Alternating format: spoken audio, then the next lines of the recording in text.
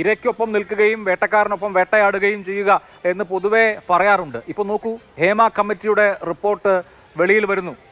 മലയാള സിനിമയുടെ പുരുഷാധികാര കേന്ദ്രങ്ങൾ ഒരു തരത്തിലും ബാധിക്കപ്പെടുന്നില്ല. അവർക്കെതിരെ ഒരു നടപടിയോ ഒരു കേസോ ഉണ്ടാവില്ല. പോക്സോ പോലെയുള്ള ഒഫൻസുകൾ പോലും ഈ റിപ്പോർട്ട് ചൂണ്ടിക്കാണിച്ചിട്ടും ഒരു മുട്ടുസൂചി കൊണ്ടുപോലും ആർക്കും ഒരു പരിക്കും ഏൽക്കില്ല. അതേസമയം സ്ത്രീകളുടെ പ്രശ്നങ്ങൾ പഠിക്കാൻ നിയോഗിക്കപ്പെട്ട ഈ റിപ്പോർട്ട് ആയുധമാക്കി സ്ത്രീകൾ സ്ലട്ട് ഷെയിം ചെയ്യപ്പെടുകയും ചെയ്യുന്നു. എന്നിട്ട് പറയാണ് ഞങ്ങൾ സ്ത്രീപക്ഷത്താണ്, സ്ത്രീകൾക്കൊപ്പമാണ് എന്ന്. സർക്കാരിന് എങ്ങനെയാണ് ഇങ്ങനെയൊക്കെ ആകാൻ കഴിയുന്നത്?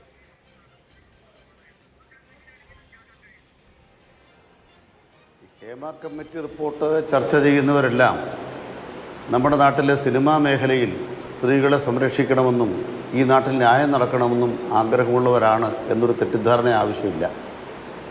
നാടങ്ങ് ശുദ്ധമായി കളയാം എന്ന് കരുതിയിട്ട് അഭിപ്രായപ്പെട്ട ആളുകളുമല്ല. പ്രതിപക്ഷ നേതാവടക്കം രാഷ്ട്രീയ കളിക്ക് മുതിർന്നിരിക്കുന്നു. പാപം ചെയ്യാത്തവർ കല്ലെറിയട്ടെ എന്ന് പറഞ്ഞു കല്ലെറിയാൻ കിട്ടാത്തൊരാളായിരിക്കും പ്രതിപക്ഷത്തുള്ള നേതാവടക്കമുള്ള ആളുകൾ എന്ന് ധൈര്യമായിട്ട് പറയാൻ നമുക്ക് സാധിക്കും.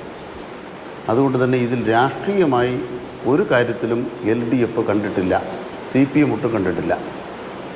ഇവിടെ ഇപ്പോൾ സൂചിപ്പിച്ചതുപോലെ ആണുങ്ങളായ സമ്പന്നന്മാരായ നടന്മാരുടെ പണം കണ്ട് കണ്ണുമഞ്ഞളിക്കുന്ന ഒരാളും CPMലില്ല, ഇടതുപക്ഷത്തുമില്ല, ഈ സർക്കാരിലുമില്ല. അത്തരം ആഖ്യാനങ്ങളൊക്കെ ആർക്കെങ്കിലും മനസ്സിൽ തോന്നുന്നുണ്ടെങ്കിൽ തോന്നുന്നതിന് തെറ്റൊന്നുമില്ല. പക്ഷെ ഞങ്ങളുടെ പക്കലാരുമില്ല. ഇവിടെ ഈ സർക്കാർ വന്ന ശേഷം ഉയർന്നു വന്ന സിനിമാ മേഖലയിലെ ഒരു ക്രിമിനൽ കുറ്റത്തോടും ഒരു സന്ധിയും ഈ സർക്കാർ ഒരു സന്ധിയും ചെയ്തിട്ടില്ലെങ്കിൽ ശ്രീ കെ അനിൽകുമാർ, ഇതിൽ നമുക്ക് സ്പെസിഫിക് ആയി ഉത്തരം പറഞ്ഞു പോകാമല്ലോ. സർക്കാരിന് മുമ്പിൽ 2019 മുതൽ ഈ റിപ്പോർട്ടുണ്ട്. ഈ റിപ്പോർട്ടിൽ സർക്കാരിന് മുമ്പിൽ കുറെ കൊഗ്നിസിബിൾ ഒഫൻസസ്, ക്രിമിനൽ കുറ്റങ്ങൾ വെളിപ്പെട്ടിട്ടുണ്ട്. ഒരു ഭരണകൂടത്തിന് മുൻപിൽ ഒരു കൊഗ്നിസിബിൾ ഒഫൻസ് വെളിവാക്കപ്പെടുകയാണെങ്കിൽ അതിലൊരു പരിശോധന നടത്തി FIR ഇട്ട് കേസാക്കാവുന്നതാണ്. ആർക്കെങ്കിലും പരാതി ഉണ്ടോ എന്ന് അന്വേഷിക്കാവുന്നതാണ്. കാരണം ഇപ്പോൾ ഞാനടക്കമുള്ള എല്ലാ പൗരന്മാരുടെയും ജീവിതം അല്ലെങ്കിൽ ജീവൻ എന്ന് പറയുന്നത് സ്റ്റേറ്റിന്റെ അധികാരത്തിന് കീഴിലുള്ള അല്ലെങ്കിൽ സ്റ്റേറ്റിന്റെ ഉത്തരവാദിത്തത്തിന് കീഴിലുള്ള കാര്യമാണല്ലോ. അപ്പോൾ ഇങ്ങനെ ഒരു കുറ്റകൃത്യത്തെക്കുറിച്ചുള്ള അറിവ് സർക്കാരിനുണ്ടായിട്ട് സർക്കാർ എന്തുകൊണ്ട് കഴിഞ്ഞ 5 കൊല്ലം ആക്ട് ചെയ്തില്ല എന്ന് ഒന്ന് ലളിതമായി വിശദീകരിക്കാമോ?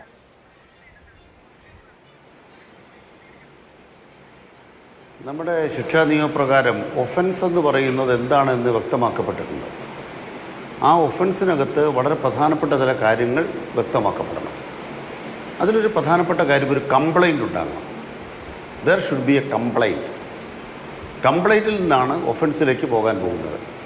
ഒരു FIR എടുക്കണമെങ്കിൽ there should be a complaint. അത് ഒരു വ്യക്തി ഒരു കുറ്റകൃത്യം നടന്നത് സംബന്ധിച്ച് ബന്ധപ്പെട്ട അധികാരികളെ അറിയിക്കുക. അല്ല, അവിടെയാണ് എതിരഭിപ്രായമുള്ളത്. കംപ്ലൈന്റ് ഉണ്ടോ എന്ന് സർക്കാർ തിരക്കിയോ? ഷാൽകുമാർ അങ്ങോട്ട് അഭിഭാഷകനാണല്ലോ. സർക്കാരിന് മുമ്പിൽ ഒരു കുറ്റകൃത്യം വെളിപ്പെട്ടു, സർക്കാർ തന്നെ നിയോഗിച്ച ഒരു കമ്മിറ്റിയുടെ റിപ്പോർട്ട് അനുസരിച്ച് സർക്കാരിന് മുമ്പിൽ ഒരു കുറ്റകൃത്യം വെളിപ്പെട്ടു. ആ കുറ്റകൃത്യങ്ങളിൽ ആർക്കെങ്കിലും കംപ്ലൈന്റ് ഉണ്ടോ എന്ന് സർക്കാർ തിരക്കിയോ? അപ്പൊ പിന്നെ കംപ്ലൈന്റ് ഉണ്ടാവില്ല എന്ന നിഗമനത്തിൽ എങ്ങനെ സർക്കാർ എത്തി? ഒരു കാര്യം അഭിലാഷ് ഇത്രയും അസ്വസ്ഥനാകേണ്ട കാര്യമില്ല. അതിന് കാരണം എന്താണെന്ന് വെച്ചാൽ എന്താണ് ഞാൻ പറഞ്ഞു വന്നതെന്ന് പറഞ്ഞാൽ പൂർത്തിയാക്കാൻ അനുവദിച്ചാൽ ചോദ്യത്തിന് തന്നെ ആവശ്യമില്ല. എന്താ പ്രശ്നം? ഹേമ കമ്മിറ്റി എന്ന് പറയുന്നത് കമ്മീഷൻ ഓഫ് എൻക്വയറി ആക്ട് പ്രകാരം ഒരു ജഡ്ജിയുടെ അധികാരത്തോടു കൂടി, ക്വാസി ജുഡീഷ്യൽ അധികാരത്തോടു കൂടി സത്യപ്രതിജ്ഞ ചെയ്ത് മൊഴിയെടുക്കാൻ അധികാരപ്പെട്ട കമ്മീഷനാണോ? അല്ല. ഒരു ഫാക്ട് ഫൈൻഡിങ് സംവിധാനം മാത്രമാണ്. അവർ ഈ മേഖലയിലുള്ള അനഭിലഷണീയ പ്രവണതകളെക്കുറിച്ച് അറിയാൻ വേണ്ടി ആളുകളോട് തങ്ങളെ സമീപിക്കാൻ ആവശ്യപ്പെട്ടു. ആരും തയ്യാറായില്ല. തയ്യാറാകാതെ വന്നപ്പോൾ ജസ്റ്റിസ് ഹേമയും കമ്മിറ്റി അംഗങ്ങളും എന്തു ചെയ്തു? ഓരോ മാധ്യമ പ്രവർത്തകയെയും അങ്ങോട്ട് വിളിച്ചു. നിങ്ങളുടെ അനുഭവം ഞങ്ങളോട് പറയണം. അപ്പോൾ അവരനുഭവം പറയുന്നത് നമ്മുടെ ഇന്ത്യൻ പീനൽ കോഡിൻ്റെ ഒഫൻസ് എന്ന് പറയുന്ന അല്ലെങ്കിൽ അതിൻ്റെ ഭാഗമായി കംപ്ലൈൻ്റ് എന്ന് പറയുന്ന തരത്തിലല്ല. അവർ കണ്ടറിഞ്ഞതും കേട്ടറിഞ്ഞതുമായ കുറേ കാര്യങ്ങൾ പറയുന്നുണ്ട്. അതിൽ കുറ്റം ആരോപിക്കപ്പെട്ടവരുടെ വിവരങ്ങൾ ലഭ്യമല്ല, വസ്തുതകൾ ചിലത് വന്നിട്ടുണ്ട്. അതുകൊണ്ടാണ് മുഖ്യമന്ത്രി പറഞ്ഞത് ഒരു കമ്മിറ്റി എന്ന് പറഞ്ഞാൽ ആ കമ്മിറ്റി ജുഡീഷ്യൽ കമ്മിറ്റി അല്ല, വസ്തുതാന്വേഷണ കമ്മിറ്റിയാണ്. ആ കമ്മിറ്റിക്ക് ചില വിവരങ്ങൾ കിട്ടിയത് ഹിയർസേയാണ്. അവര് അത് പറഞ്ഞ ആളുകൾ തന്നെ അനിൽകുമാർ തെറ്റിദ്ധരിപ്പിക്കരുത്. അങ്ങ് ആ 235 പേജുള്ള റിപ്പോർട്ട് ഒരു തവണയെങ്കിലും വായിച്ചു നോക്കിയിട്ടുണ്ടെങ്കിൽ ഇങ്ങനെ പറയില്ല. കാരണം ആവർത്തിച്ച് ആ റിപ്പോർട്ടിൽ പരാമർശിക്കുന്നത് ഞങ്ങൾക്ക് വേണ്ടത് ഹിയർസേ അല്ല, കേട്ടുകേൾവി അല്ല, മറിച്ച് യഥാർത്ഥത്തിലുള്ള അനുഭവങ്ങളാണ്. അങ്ങനെ നിർബന്ധ ബുദ്ധി ഉണ്ടായിരുന്നു. അതുകൊണ്ട് ഹിയർസേ അല്ല, മറിച്ച് യഥാർത്ഥത്തിൽ അനുഭവിച്ച ആളുകൾ അവരുടെ അനുഭവം വിവരിക്കുകയാണ് ഉണ്ടായത്. ഞങ്ങൾ ഹിയർസേയെ റിലേ ചെയ്തിട്ടില്ല എന്നാണ് ജസ്റ്റിസ് ഹേമ ഈ കമ്മിറ്റിയുടെ റിപ്പോർട്ടിൽ പറയുന്നത്. ഒന്നാമത്തെ കാര്യം. രണ്ട്, ഞങ്ങൾ ഈ തെളിവുകളാൽ വിത്ത് എവിഡൻസ് സാറ്റിസ്ഫൈഡ് ആണ്. ഇതാണ് രണ്ടാമത്തെ കാര്യം. അങ്ങനെ തന്നെയാണ് പറഞ്ഞിരിക്കുന്നത്. ഞാൻ വേണമെങ്കിൽ റിപ്പോർട്ട് വായിക്കാം. അങ്ങനെ പറഞ്ഞു പോകണ്ട. അല്ലല്ല, ഞാൻ വേണമെങ്കിൽ റിപ്പോർട്ട് വായിക്കാം. അങ്ങനെ പറഞ്ഞു പോകണ്ട. ഞാൻ പറഞ്ഞിട്ട് പറഞ്ഞു. നിങ്ങൾ ഞാൻ പറയുന്ന റിപ്പോർട്ടിലെ ഈ ഹിയർസയെ സംബന്ധിച്ചുള്ള പോയിന്റ് നിങ്ങൾ മനസ്സിലാക്കേണ്ടത് എങ്ങനെയാണ്? ഇവരെന്തിനത് പറയുന്നത്? എനിക്ക് ഈ കുറ്റവുമായി ബന്ധപ്പെട്ട ഒരു കേസെടുക്കണമെന്ന ഉദ്ദേശത്തോടു കൂടിയാണോ ഹേമ കമ്മിറ്റിക്ക് അവർ പറയുന്നത്? ഈ മൊഴി കൊടുത്ത ആളുകളൊക്കെ ആരാ? വഴിപോക്കരാണോ? അവരൊക്കെ അന്തസ്സായിട്ട് ഈ നാട്ടിൽ കുടുംബജീവിതം നടത്തുന്ന ആളുകളാണ്. നാളെ മറ്റൊരാൾക്ക് ഇത് വരരുത് എന്ന് കരുതി ഗവൺമെൻറ് സതുദ്ദേശത്തോടൊരു കമ്മിറ്റി വെച്ചപ്പം ആ കമ്മിറ്റി എടുത്ത് ഇങ്ങനെ ചില അനുഭവങ്ങളുണ്ട്, നാളെയുള്ളവർക്ക് ഇത് ബാധിക്കാൻ ഇടവരുത്, ഞങ്ങളെ സംബന്ധിച്ച് ഞങ്ങൾ നിയമ നടപടിയുമായി മുന്നോട്ട് പോകാൻ ഉദ്ദേശിക്കുന്നില്ല, നിയമ നടപടിയായിട്ട് മുന്നോട്ട് പോകാൻ താല്പര്യമുണ്ടെങ്കിൽ അന്തസ്സോടുകൂടി പോകാൻ ധൈര്യമുള്ളവരവർ. ഇവിടെ ഒരു സിനിമാ പ്രവർത്തകയെ ആക്രമിക്കപ്പെട്ടപ്പോൾ എൻ്റെ മുഖം മറച്ചൊന്നും വർത്താനം പറയണ്ട, ഞാനാണ് അതിലിരയായി തീർന്നയാളെന്ന് പറഞ്ഞ് തുറന്ന് വർത്താനം പറയുന്ന ഒരു സിനിമാ പ്രവർത്തകയെ കണ്ടല്ലോ. ആ പ്രവർത്തകയ്ക്ക് കേരളം നൽകിയ പിന്തുണ കണ്ടല്ലോ. അതുപോലെ തന്നെ തുറന്നു പറയാൻ തൻ്റെ ഇടമുള്ളവർ തന്നെയാണ് അവർ.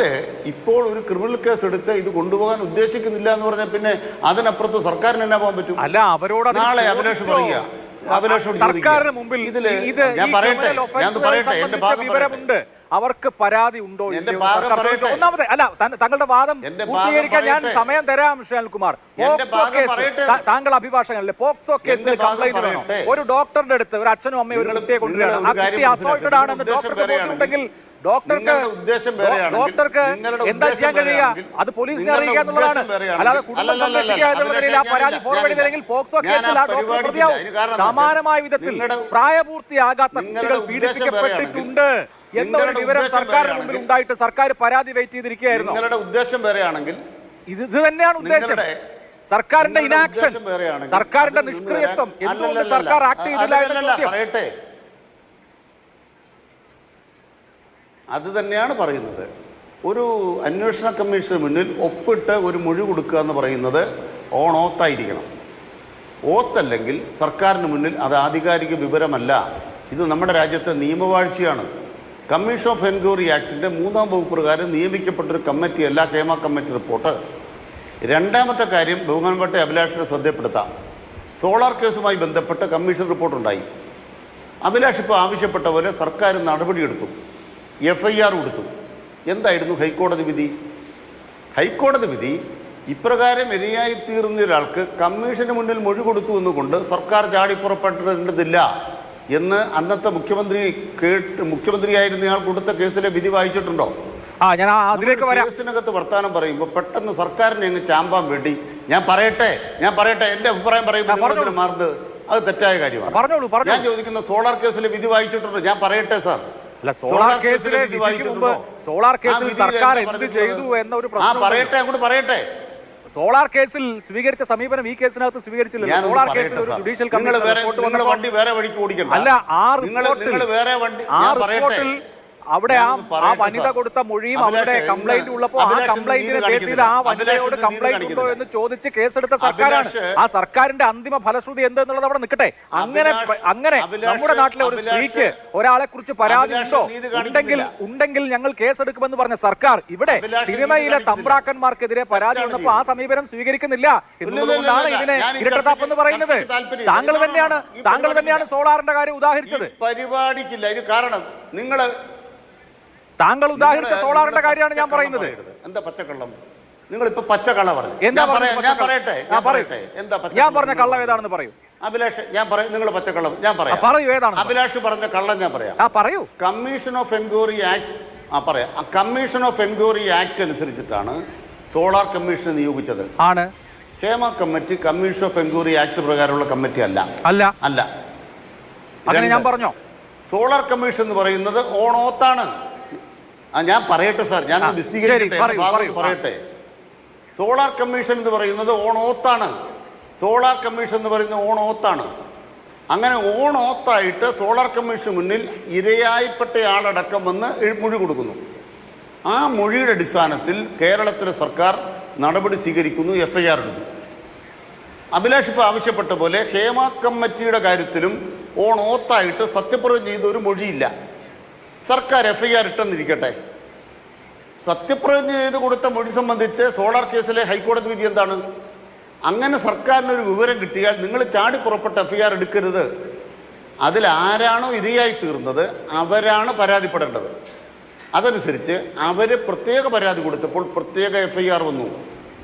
ഇതുപോലെ ഹേമ കമ്മിറ്റിയുമായി ബന്ധപ്പെട്ട് ഹേമ കമ്മിറ്റിക്ക് മൊഴി കൊടുത്ത വ്യക്തികൾക്ക് അവർക്ക് ബന്ധപ്പെട്ട ആളുകൾക്ക് പരാതി കൊടുക്കാൻ ആരെങ്കിലും സന്നദ്ധമായാൽ കടന്നു വരൂ എന്ന് കേരള മുഖ്യമന്ത്രി ഇന്നലെ പറയുന്ന അഭിലാഷ് കേട്ടോ?